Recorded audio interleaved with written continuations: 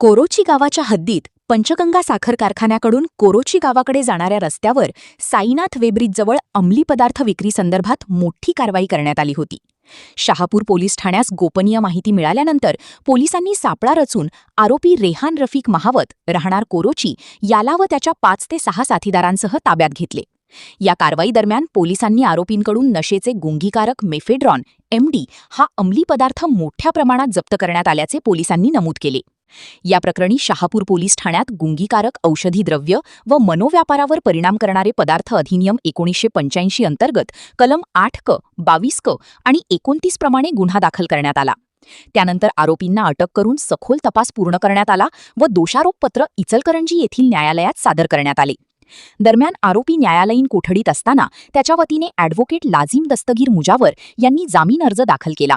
युक्तिवाद करताना त्यांनी नमूद केले की आरोपीकडून आवश्यक प्रमाणानुसार कोणताही अंमली पदार्थ जप्त झालेला नाही, तसेच तपास पूर्ण झाला असून पुढील चौकशीची आवश्यकता नाही.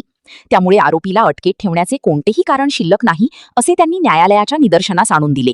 दोन्ही बाजूंचा युक्तिवाद ऐकल्यानंतर न्यायालयाने आरोपी रेहान महावत यास सशर्त जामीन मंजूर केला.